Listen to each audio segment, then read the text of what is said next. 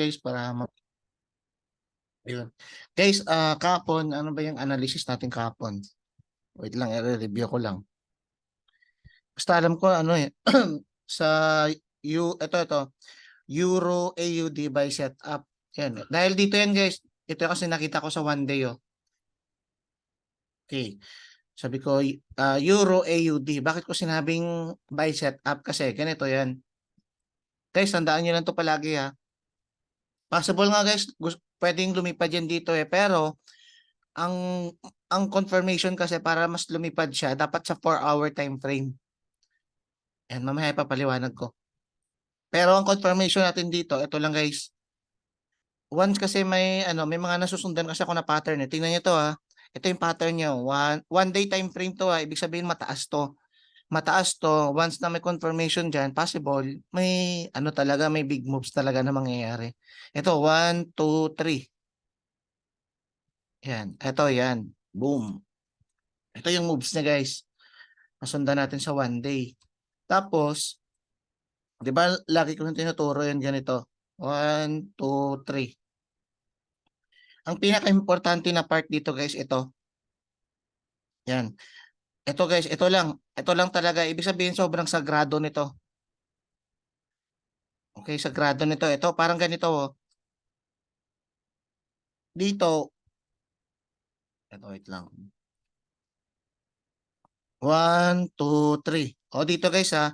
Ibig sabihin, itong area na to, basta dito sa area na to, sobrang sagrado yan. Once na ma-hit to, kunwari, biglang magkaroon ng reversal, magkaroon ng ganito, ibig sabihin, reversal na.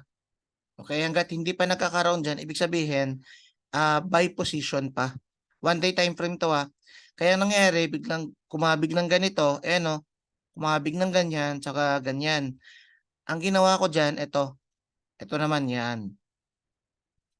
Ibiglo natin yan. Hanggat nandyan yan guys, ibig sabihin uptrend yan, uptrend. By position ang gagawin natin dyan. Ang gagawin mo, punta ka sa 4-hour or 1-hour time frame. Ganun lang kung may mga makita kang confirmation. Sa one day time frame to dito ko kasi nakita yung moves na maayos. Nakita natin yung pagpat natin. Yan, ito. Kaya sabi ko sa area na to, ito sagrado to. Sobrang, ano bang sabi ko dito? Yan yung blue box na yan. Diyan malalaman if lilipad o hindi. Kasi pag biglang nagkaroon ng breakout dito, ibig sabihin, tingnan natin kung valid breakout ba yan. Pero pag nagkaroon kasi ng breakout dito, medyo yung pinaka support area natin na pinaka BI parang sobrang valid na key level.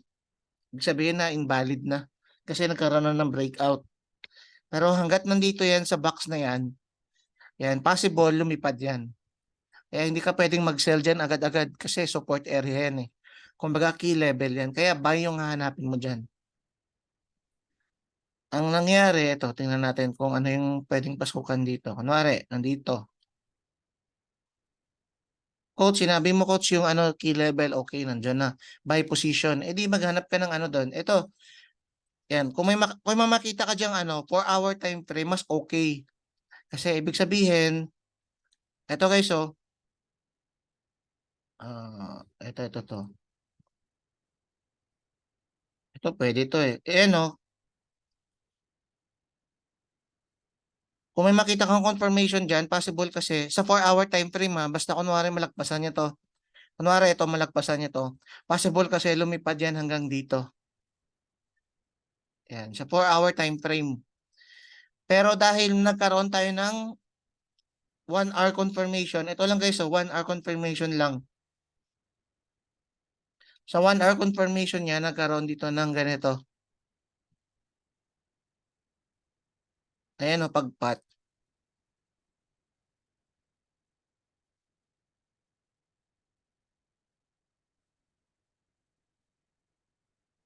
Actually, dito nagkaroon din. Ayun, pwede rin ito. Kaya hanggang dito, biglang nag-reverse ka agad. Ito, nagkaroon dito guys ng breakout ito. Yan. Kaya pagdating dito, first order block, baka bigla tong ito resistance area na yan guys eh. Yan, resistance area. Sa akin siguro pag sa 4-hour time frame, kaya niyang lumipad hanggang dito. Pero yung ganito kasi, ganitong senaryo, possible, first order block talaga yan. Yan, tingnan niyo yung nangyari guys, ito nagkaroon dito ng valid breakout. Ito, dito nagkaroon ng valid breakout, sa akin okay naman to. At least 2 candles guys, oh. Ito, at least 2 candles. Tapos, ito yung BIC natin. Ito, oh. Yan, kung naka-entry ka dyan, nakasabay ka, yan, pwede. Ako, hindi ko tinrade dyan kasi may event sa amin eh. Pero kung wala lang siguro, pwede ko i-trade dyan. Ito yung stop loss, tapos ito yung take profit.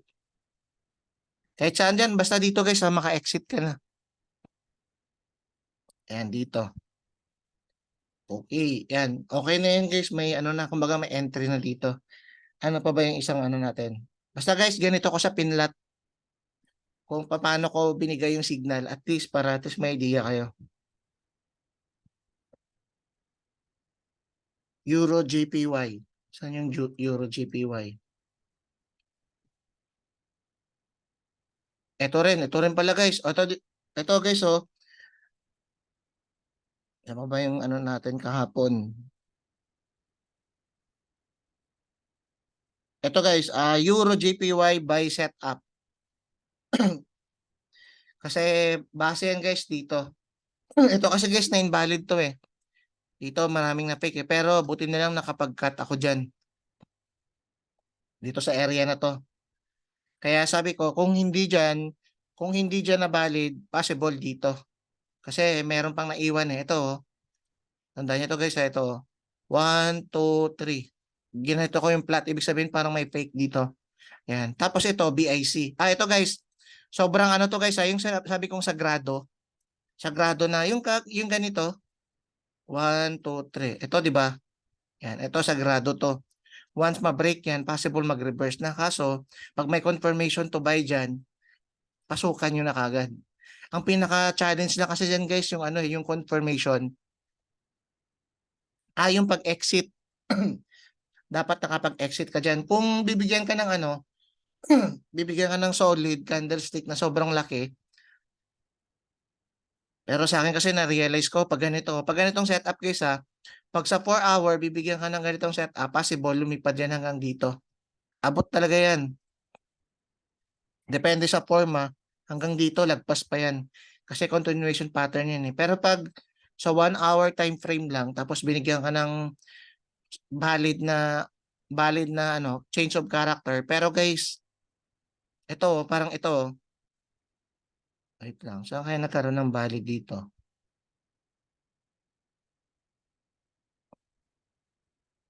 Ito yan guys, dito nagkaroon, no? Dapat makapag-exit ka dyan kaagad. Ito, tingnan nyo guys, itong zone na to, ha? Tingnan nyo lang. Ayan, itong zone na to, di ba yung lagi kong tinuturo? 1, 2, 3. Dapat ito, sagrado to, sagrado. Kasi kung ano yan, pwedeng bumagsak o pwedeng hindi. Ang nangyari kasi sa atin, ito, ang nangyari, yan, order block yan. Okay, bakit lumipad? Kasi dito. Ito guys, oh, sayang to ah. Pero may event kasi sa amin eh, kaya hindi ko tinrade. Ito, 1, 2. Ayan, nakita nyo, W. Saan yung breakout dyan? Ito. Ito yung breakout dyan. Ito, dalawang candle. Ito guys, so yung dalawang candle. Kaso medyo sabla yung volume. Pero mataas kasi yung candle guys eh. Siguro kung may mga malalaking na volume to ng ganito, pwede itong lumipad ka agad eh. Kaso medyo mabagal yung volume. Konti. Ito guys, so yan. Ito yung BIC natin. BIC. Yan, ito. Paglipad niya, nagkaroon ng pullback. Ito guys, so sakto. Binalikan yung mitigation block natin. Mitigation block. Tapos, ito yung first order block. Resistance. Yan, first resistance. Yan ang nangyari, take profit ka dito. Yan, ibig sabihin guys, pasok guys yung setup natin na yung Euro GPY at saka yung Euro AUD. Yan, pasok. Okay, panalo dyan. Ewan ko lang guys kung nakasabay kayo. Ako kasi promise talaga sasabayan ko yan kaso wala kasi ako kapon eh. Kaya wala ako sa computer. Kaya bago yan, bago ako sabi ko, bago kami may event, magbibigay muna ako ng trading ideas natin. Kaya yun, dun ko na rin sobrang ano guys, malupit talaga yung trading ideas natin. Pero depende sa focus natin. GBP CAD. Yan, GBP CAD by setup. Tingnan natin kung ano nangyari dito. Yan. Tingnan guys, so, eto guys, ngayon ko lang to tiningnan. Etong area na to, demand zone, hindi siya pumunta. Pero sa imbalance, pumunta siya. Eto, nakita nyo guys, may green na kaagad. Tingnan ko lang kung saan yung, anong reason bakit lumipad. Tingnan natin. 1, 2, 3. Ito guys kung bakit siya lumipad. Ito rin yung reason bakit ko to na signal. Sabi ko possible lilipad yan sa ganyong area. Ito guys, pakita ko lang. 4-hour time frame, nagkaroon tayo dito ng valid breakout. Ito ito guys, tandaan nyo to Yung swing niya, ito at least 2 candles. Ito 3, tatlo yung binigay. Tapos, nagkaroon dito ng change of break of structures. Tingnan nyo guys yung pagka-break niya. Binigyan tayo ng break of structures na legit. Ito with volume. Ayan, ito. With volume. Tingnan nyo. Na-break niya yung line na yan. Ito yung reason. Dalawang candle na solid. May wick lang ng konti, okay lang. Okay lang yan kasi importante may volume at the same time bullish engulfing. Dalawa. At least 2 candles. Kaya dito, ang ginawa ko, ito yung BIC. Ito. Ito guys, ito. Ito yung BIC natin. At the same time, ito yung order block. Ito yung order block. Ang ginawa ko, pumunta ko sa 1-hour time frame. Ito, nilagay ko na lang to na ano, na yan, blue. Ito na lang yung demand. Yan. Pero kung sa 4-hour time frame, parang pinag-isa na lang sila. Kasi dito kasi, ito yung medication block. Tapos ito yung order block. Parang same lang, ayan o. Magkadikit lang. Kaya kung titingnan mo, pag nag-bounce kasi yung price dyan, sa blue or green, automatic pwede na yung pwede nang lumipad. Kasi valid breakout to eh. Tapos may volume pa. Kaya yan yung reason bakit lumipad. Pero kung confirmation lang naman tatanungin, wait lang. Saan yung confirmation dito? 15 minutes, tingnan natin. 15 minutes.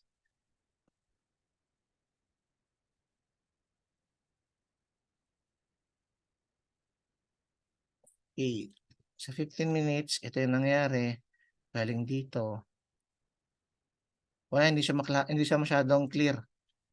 Walang valid breakout sa akin 15 minutes. So 1 hour. Galing siya dito. Lumipad. Biglang ganun. Ito, guys, lumipad siya pero sa akin wala siyang masyadong confirmation. Kaya kahit by set up ako dyan, hindi ko to iti-trade. Pero at least, ito guys yung binibigay ko kasing ideas guys, kumbaga, kunwari, trading ideas ko dito by set up. Parang kumbaga parang 60% na may chance talaga na lumipad siya kumpara sa pagbagsak.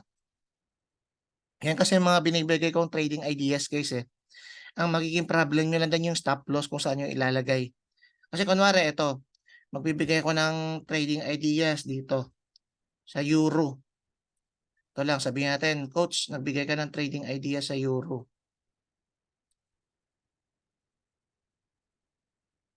Wait lang. Tama, euro, GPY. Ito.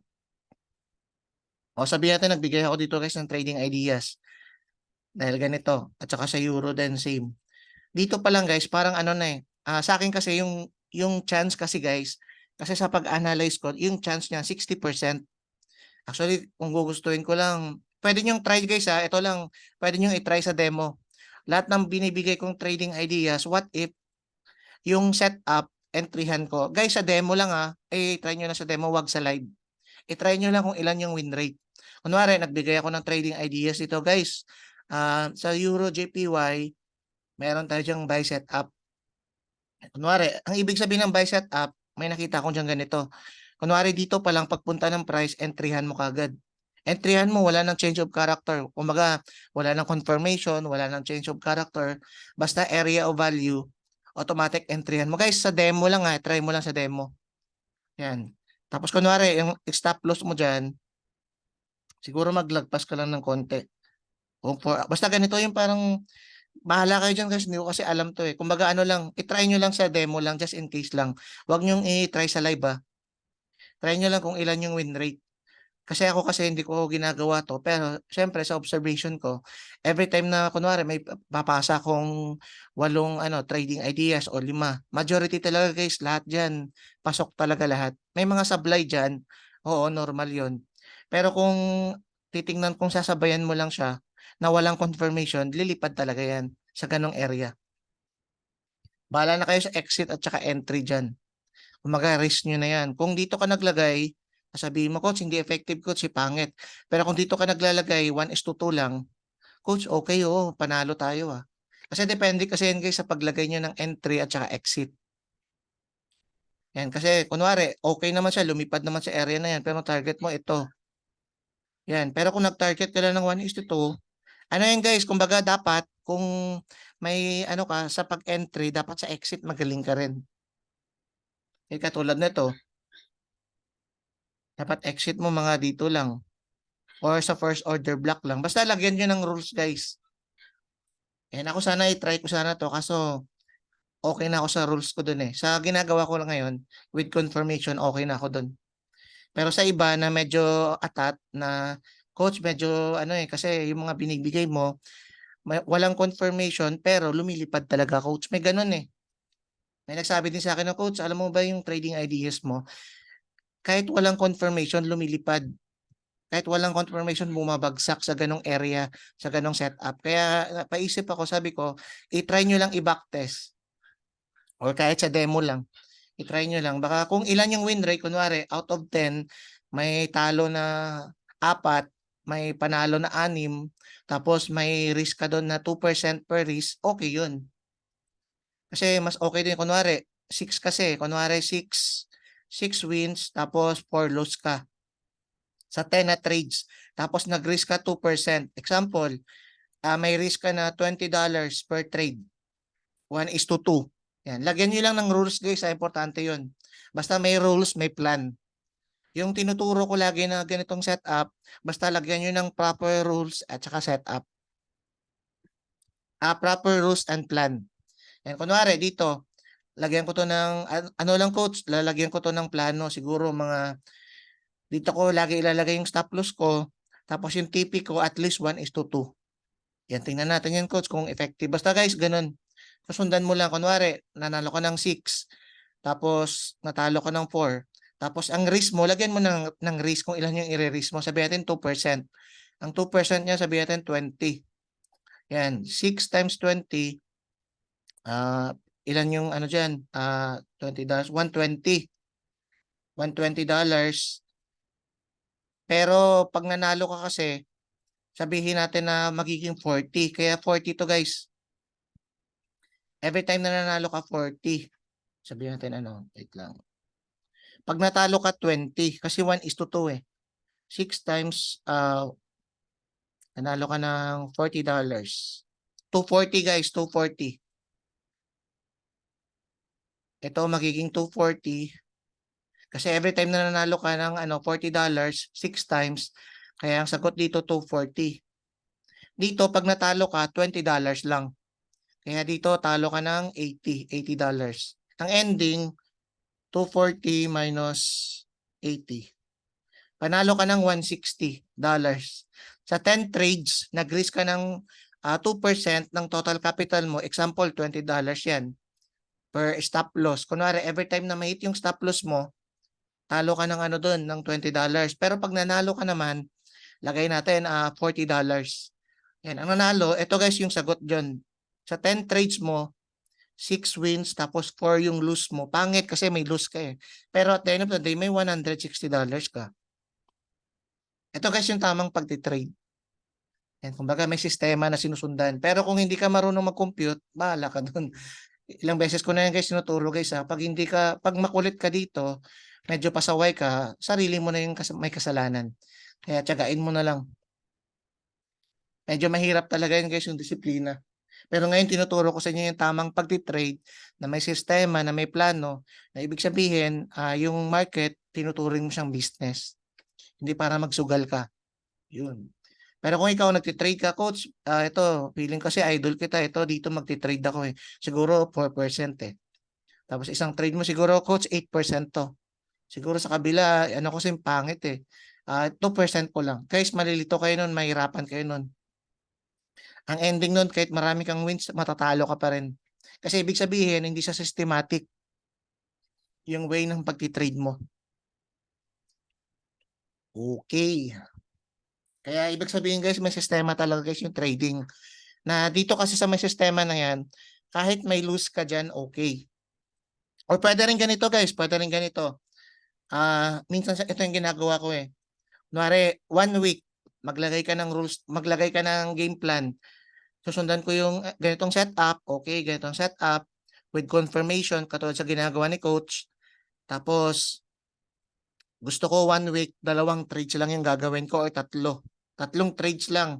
Gagawin ko 4% risk kasi ayaw ko ng ano ng 2%. Medyo maliit kasi yung capital ko, coach. Gusto ko sana kahit ano, pwede ko sanang i-risk management kaso medyo maliit lang yung capital ko. Sabi natin may $200 lang kasi ako. And pwede yung gagawin mo dyan, ah, 3 position lang. Basta guys, strict 3 position lang sa loob ng 1 week. Or dalawa, 3 to 2 lang, 3 to 2.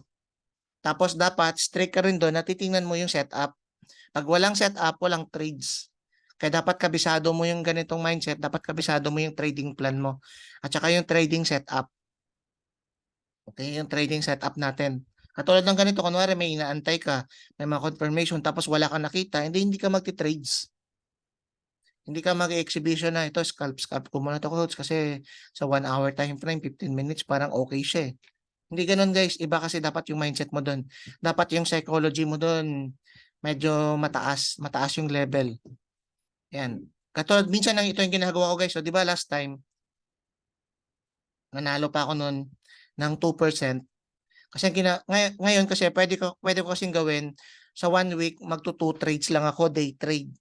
Tapos ang gagawin ko, 4%, 4%. Every time nagtitrade ako, 4%. At least dalawa lang. Kumbaga, magdi-day trade ako. Kunwari, coach, magdi-day trader ako, 2% risk consistent. Kasi sabi mo, coach, 2% eh. Pero, ang position mo, ang dami. Kunwari, hindi ka masyadong nag-aantay ng setup natin. Kasi 15 minutes, di ba? May time, gusto mo, change of character, entry ka kagad. Sa isang araw, nakaka-anim ka. Imagine niyo to 2% sa isang araw, tapos 6 position, parang nag-risk ka ng 12% sa isang araw. Sa 1 week, siguro possible magre-risk ka ng, example na lang, sa 1 week, ilan yung trades mo, ang dami, sobrang makaka-risk ka ng 30% ng buong capital mo. Kahit 2% lang yan. Pero kung titingnan mo yan sa dulo, kung times mo yan, yung mga risk 2%, pero ang dami mong position, aabot yan ng 1 week mo, 30 to 40%. Yan, masusunog ka pa rin yan guys, promise. Mali kasi yan. Dapat ano ka lang guys ng iilang position lang. Kung 2% risk ka, dapat may specific na position ka sa 1 week kung ilan yung pwede mong i-position lang. Tapos strict, aantayin mo talaga yung setup bago ka mag-entry. Yan, dyan naman yung papasok yung proper psychology sa disiplina. Ito guys, medyo bumagsak siya kasi sa 4-hour time frame kasi ito yung setup niya. 1, 2, 3, 4. Yan. Pinilit niyang lumipad. Kaso hindi to na-break eh. Kung na-break to, lilipad na to. Kaso hindi na-break. Yung nangyari, bumagsak. Ngayon, bumalik siya ulit dito. Ito kasi guys, yung itong area na to, ito yung sagrado kasi dyan. Tingnan nyo BIC kasi yan. Yan. Ito yung BIC. 4-hour time frame. Yan. Sa 4-hour time frame. Siguro, ito siguro, kung nag-candle close above to, yan, possible, dito lang yung retrace niya, siguro possible. Kunwari, nag-candle close above to. Yan, dito. I-retrace niya siguro possible dito lang. Tapos sabay lipad na to. Kaso ang ending, dito pa lang guys, sabi ng iba, bullish engulfing coach, tapos ano, sobrang taas niyan. Sobrang taas ng candle. Wala pang volume oh. Pero hindi nila alam, hindi sila marunong maghanap ng ano, ng valid breakout. Ito dito sa 4-hour time frame may valid breakout tayo na tinatawag eh. Wala pa, hindi pa yan magbe-break. Kaya kung sa 1-hour time frame, ito yung 1-hour time frame kasi guys, may confirmation na. Kaya dapat marunong tayo mag-exit ng maayos. And dapat dito nakapag-exit na kagad.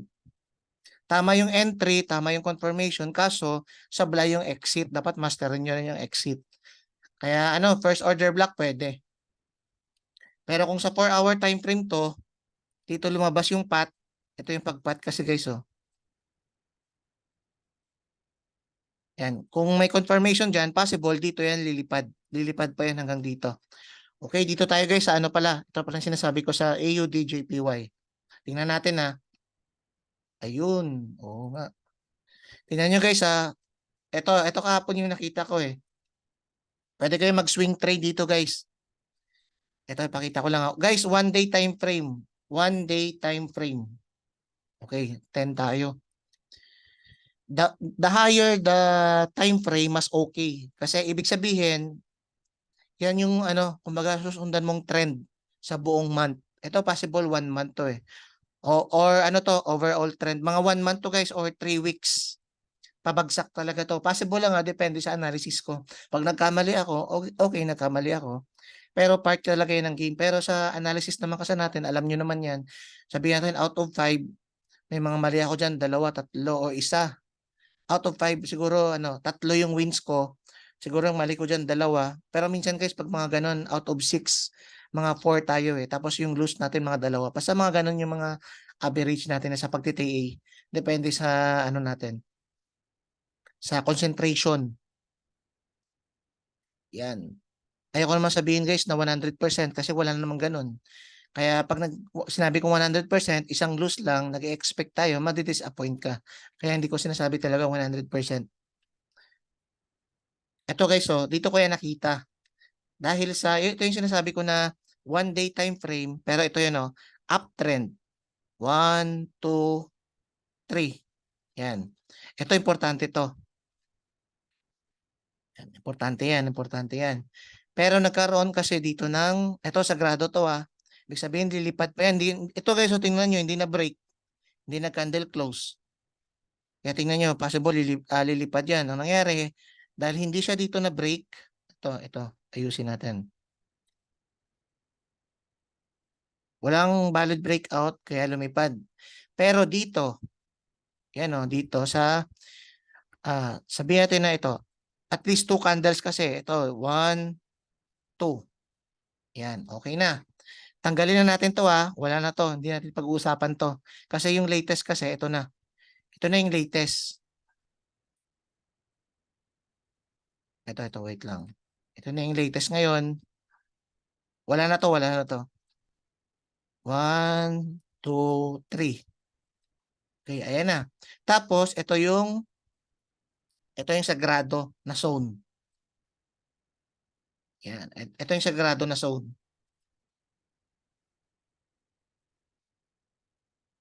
Okay. O sabihin natin ano to, red na lang to, red. Support. Yan. Support yan, blue. Kaso nangyari, ang sagrado natin na zone, 1 day time frame to binigyan tayo ng 2 candles, 2 candles na solid. Ito, binrake niya guys. Tinanggal niya talaga, binrake niya. Binrake. Breakout. Parang ganito ang nangyari One uptrend, tapos ganyan, tapos sabay breakout. Parang ganito. Ulitin ko. 1, 2, 3, 4. Ito. Para ito nangyari. Continuation. Ito yung sagradong area, support. Okay, support to. Tapos ito naman, ito yung support. Parang ito ang nangyari. Tapos bigla niya na-break. Ayan, sabi ko pag na-break to, possible mag-reverse yan. Kukuha lang yan ng mga sa taas pa, ng mga imbalance, mga ganon. Ito sa 1 day time frame. Kaya nangyari, sakto.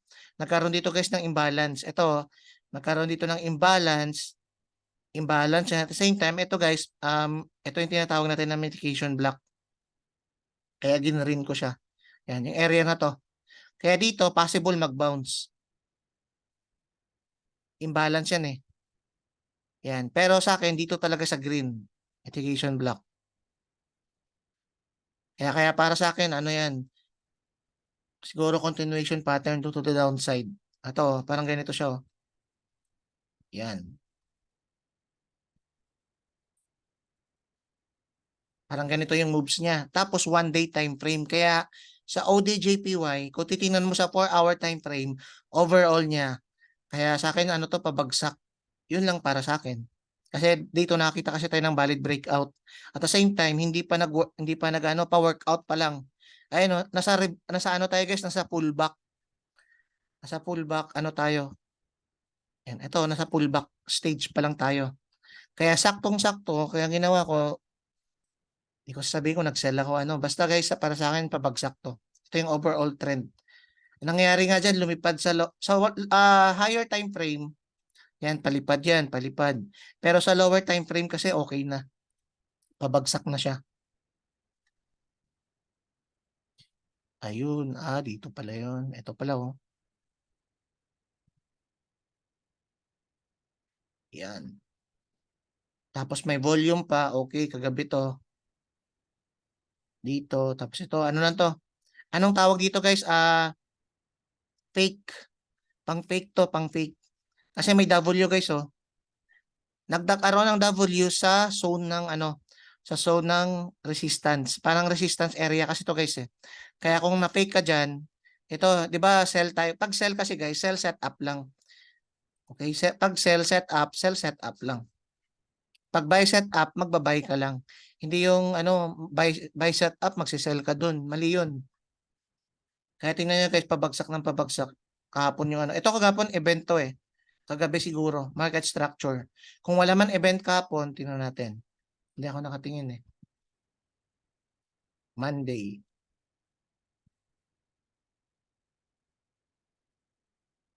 AUD. Gabi to eh. Walang event guys kagabi. Pero sa market structure, guys, pabagsak talaga yan. Ganun yung sakit ng mga JPY guys. Na kahit walang event, kung ano yung market structure niya, kung saan sa naka-momentum, babagsak talaga yun or lilipad. Eh kasi sa akin, analysis ko dito, ano, bias natin is sell. Kaya possible, magkakaroon dito ng mga bigs na, ano, big move na mga sell. Babagsak. Kaya sa akin okay siya for, ano, for swing. Swing opportunity. Eh, sana bumagsak hanggang dito. Yan, hanggang dito. Possible guys, bumagsak hanggang dito. Ito rin guys, oh, parang ganito guys, oh. Last time na TE ko to eh. Ito yun, oh.